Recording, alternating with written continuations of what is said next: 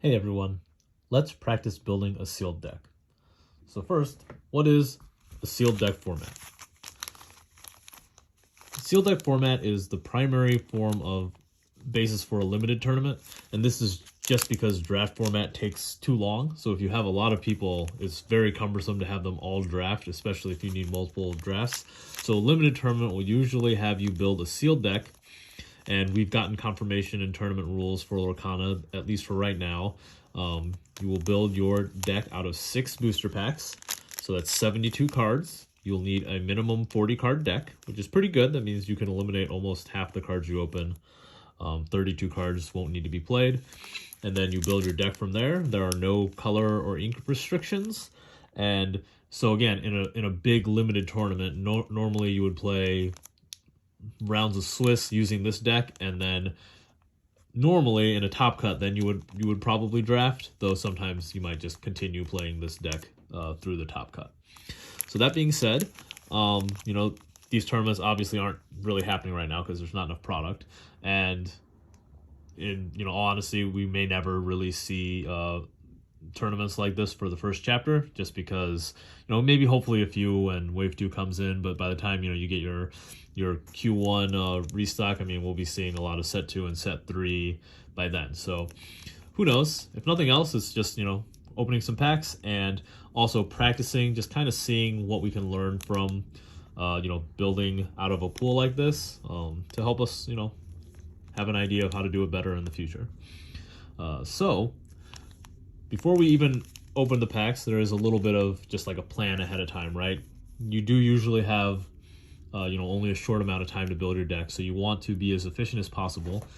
In other games, you would probably sort your cards by color, but since there's no ink restriction, I would probably just start by sorting cards by cost, possibly by inkability, so maybe inkables on top and non-inkables below by cost. And then also, I would probably just remove cards that I don't really want to play. You could maybe have like a secondary pile of like, oh, I might play these, and then the cards you're going to play, you can just go ahead and put those out. Again, you don't have to necessarily do this, but this is just kind of something that I think would help sort things out quicker. So let's go ahead and give this a shot. First pack. All right. So that's a great card. These are all playable cards. Something I don't really want to play. Same. It's fine. It's fine. Oop. Ooh, look at that. Starting off with a nice legend. Very, very playable legend. Just in Time is definitely an example of a card that may not be very good and limited. We'll have to see what kind of 5-drops we open here. So one thing I'm noticing already is just plenty of inkable cards. Very happy with that. Nice pocket watch and an uninkable Captain Hook.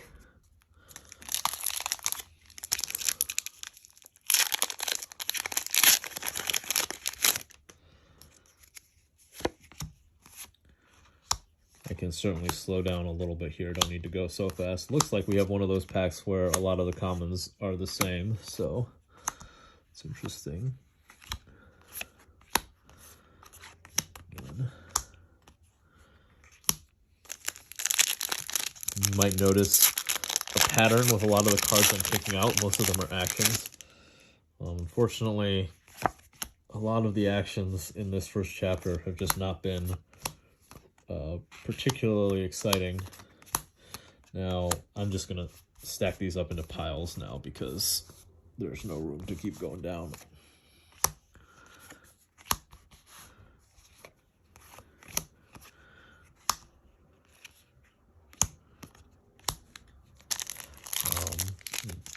Yeah, so with a lot of the actions, their one-time effect needs to be strong enough to warrant, the card. It's not a character that can quest continually to win, so it really needs to justify itself. I'll leave Sebastian up there for now, but that's a card I probably don't want to be playing. Oh, nice, beautiful also that is worth quite a bit, just by nature of being a nice Elsa card. And we have not opened anything exciting in here, really. The last pack, besides for that, John Silver, which I think people have been looking at a little bit more now that the new legendary bell from the second set has been revealed, but it is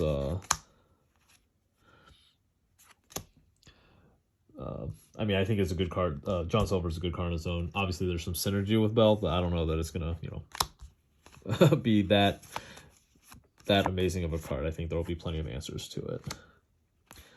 But it's still a cool card. You know, still like to play it. So, all right, Musketeers Tabard. We can take a quick look at how many bodyguard cards we have, but I suspect it will not be enough to matter. All right, so real quick,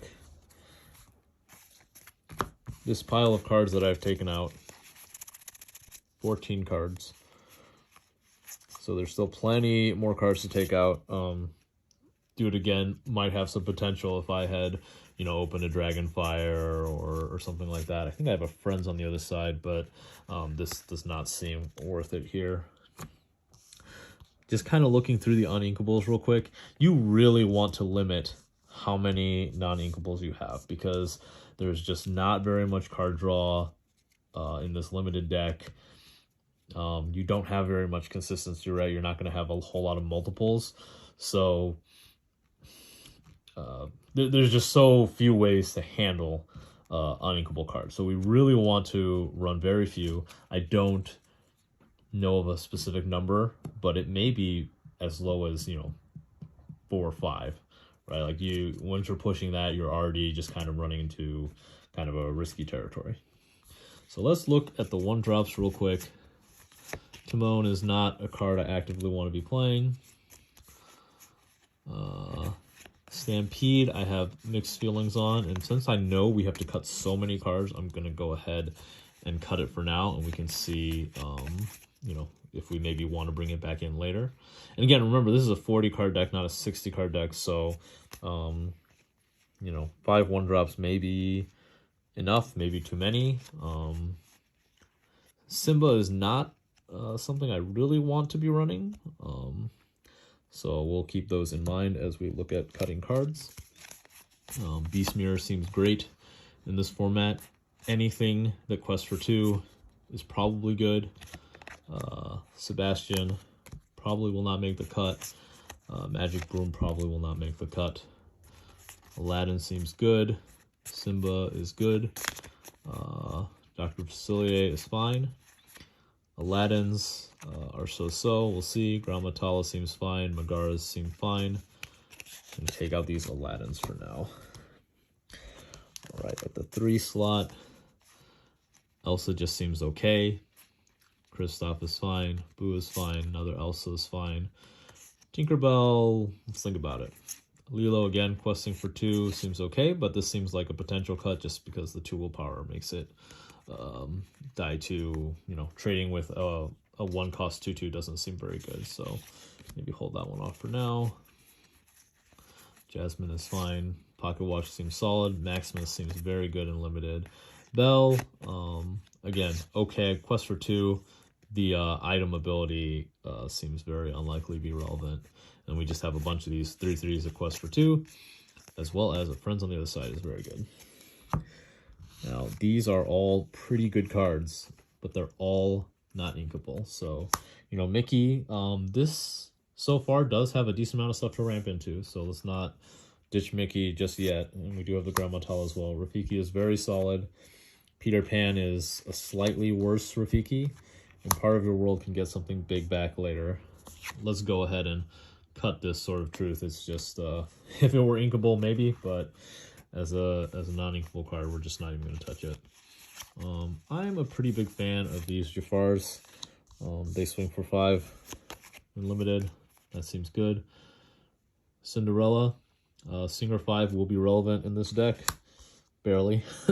And questing for 2 seems good. You Have Forgotten Me seems like a perfectly good card.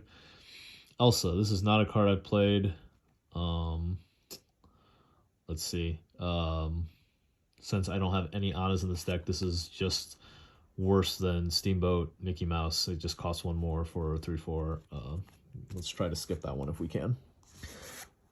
We are very good on 5-drops. These three are all very good cards. Starkey, we probably don't actively want to play.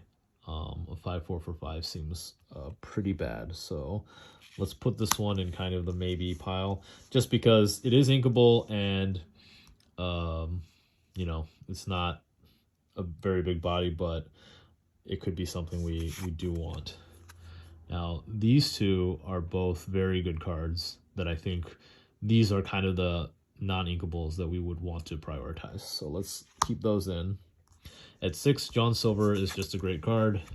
If you don't know what it does, when you play it and when he quests, chosen opposing character gains Reckless. It's just very good for, you know, late game when it's close, you can just start winning the race. Mufasa is a perfectly good later game limited card. These Rapunzels are actually very solid. Again, uninkable. So you can see the same body as Starkey, but they quest for 2 and they cause 1 loss of lore. And the 1 loss of lore, especially in limited, can add up because I feel like limited games get much closer and are much more like a race. So these effects definitely can help. Chief Tui I like. And Triton is probably fine too. I mean, just a huge amount of willpower and at least quest for 2. So be fine with keeping those. Those are a little bit off screen there, but the other 7, uninkable Captain Hook. This card rushes.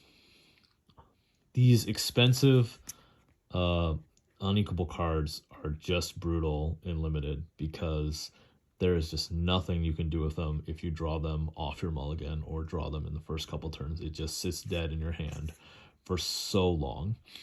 The effect is perfectly strong, so we do need to consider the Captain Hook. You have a big rusher that can deal with, doesn't deal with, but it prevents their opposing evasive characters from questing if you exert this character.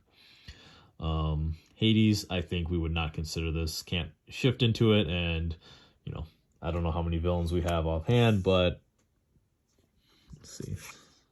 This guy a villain? No, he is. Yeah, it's just not something I'm going to be trying to build towards. The uninkable is enough to just take it off for me. Just in time, I think we would just cut it. We have only 4, 5 costs that we'd really want to drop. You do lose a card, and the tempo that you get is probably not going to be enough to be worth it. There are also many times you might end up just playing a 5-drop. So, all right, so working backwards again.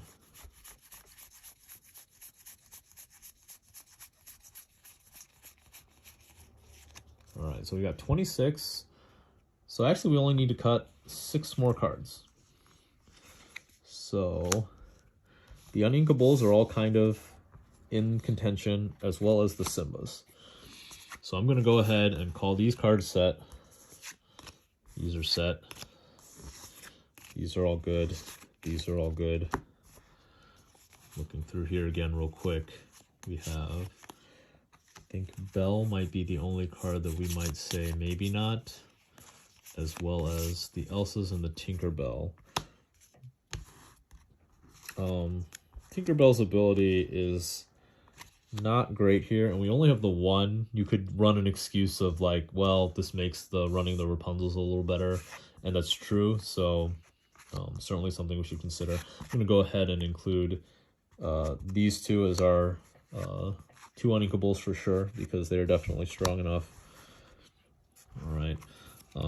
Now, in terms of considering a curve, that's kind of the only thing that's making me consider keeping Simbas, but honestly, Simbas don't really help with your curve that much because all they really do is, you know, in limited, you kind of have to match your opponent, right? If your opponent feels like playing a 2/2 on turn 1, you kind of want to match them. But if they don't, you want these to be ink so you can build up to your, you know, 3, 4, 5, 6, 7 costs. You can see we have a lot of 3-drops versus anything else. So, you know, we probably want to be, you know, get up to 6 ink, play 2, 3 costs at once. You know, that's just going to be a a very likely possibility. So we might want to mulligan for a 1-drop, but we don't really want to be playing it. And then this pool just is incredibly light on any sort of removal. So I feel very much incentivized to play these rush cards just as removal. So that already puts us to 4 Uninkables. So let's go ahead and cut these Simbas for now. Go ahead and cut this Starkey. We're good on kind of the higher up cards. So we are currently considering 9 Uninkables, which is a lot. Remember, that's only out of a 40 card deck. It's almost 25% of the deck. So let's see how many more cards we need to cut.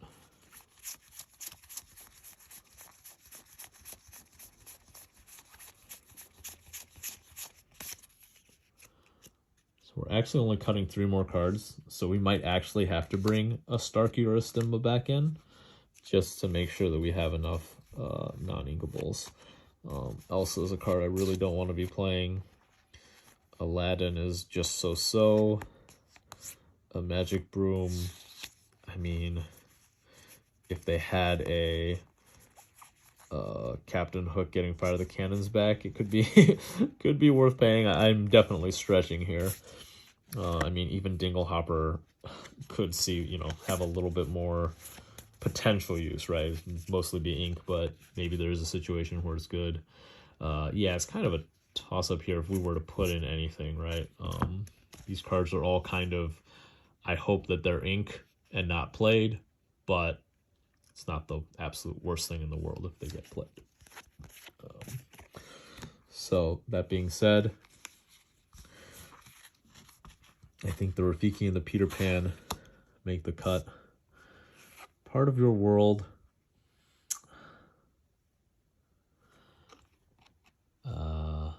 I think the potential negative of this is just too strong. Drawing it early and not having, you know, you want to draw it late because you're only going to want to play it on your things that cost 5 or more anyways. So this is maybe a potential, depending on how these tournaments are run, sometimes if they're best of 3, you can sideboard from, you know, from your unused cards in between games. So maybe if you know it's kind of a slower, grindier matchup, you could swap this in. Be an easy swap for, you know, Simba or something like that. Detective Mickey is okay sometimes. I feel like I would rather have more finishers. It's not like we really have that much ramp. We have a Grammatala. Again, the fact that this is uninkable makes me not want to draw it. It's just not great late game. And, you know, I do want to play these Rapunzels and hooks if I can, but it does not seem very likely. Got 29 here. We need to cut 3 more cards. And that's not including these here. So I think Tinkerbell's making the cut. Elsa's and the Bell are making the cut pretty easily. So I think we're down to here in terms of how many cards we want to cut. So I think we're going to aim for 5 or 6 uninkables. So we're probably not running both Rapunzels. And then it's kind of a choice of, do we want to run both of these? In this case, let's be greedy and say, let's go ahead and do it. And also, let's run a Simba over the Starkey. I think that might be a little bit stronger. May have counted wrong, so let's do this real quick. Got 30 cards there. So let's just go ahead and cut that Simba. All right, so this took a while, but here is our final deck. Let's go ahead and go through our 1-drops. Just 3 2/2s. Got a Beast Mirror for when our hand runs out. Just the miscellaneous good 2-drops. Miscellaneous good best card draw card. Always happy to see that. Maximus is very good as well, and White Rapids Pocket Watch will be kind of a nice form of pseudo removal for us. And then just a bunch of the 3 drops that quest for 2. This is, you know, it's great to drop this when they have exactly 2 cards. They're usually not expecting it, and you can get a couple of the late game plays there. They haven't been able to play yet. Again, Jafar's solid, Cinderella's solid. Mad Hatter is a card I always want to see. Just any card advantage and limited is good. We don't have anything to shift this Aurora from, but it's just a decent sized body. Can kind of mess with their plans a little bit if they have spot removal. Maximus, just an all-around good card. Yeah, it'd be nice if it quested for a little bit more, but the fact that it does support when it quests can be huge. John Silver, again, we already talked about, is great. And then just kind of some good late game plays. And again, we've already said we're incentivized to go up to 6 ink in this deck anyways, just because of the huge number of 3 costs. So, you know, lets you play multiple cards a turn towards the end of the game. Now, a few more Uninkables, or sorry, Inkables. The 2 Elsas are just okay. You know, a little bit of synergy with our Rush. Bell and Tinkerbell, just okay. Now our Rush guys, and kind of our finishers here, right? Just things that quest for 2 and can win us the game. And then, you know, Cinderella sings this, and this is just a very, very good card, especially if they play a bunch of stuff. And you can kind of plan around a big turn to kind of get a bunch of card advantage with this. Definitely kind of a bomb for this deck. All right, please let me know what you think of how I built this. If you may have built this differently, what might you have done? And we'll probably try to do another one of these and see what we can learn from this. Maybe we'll play those decks against each other. All right. As always, thank you for watching.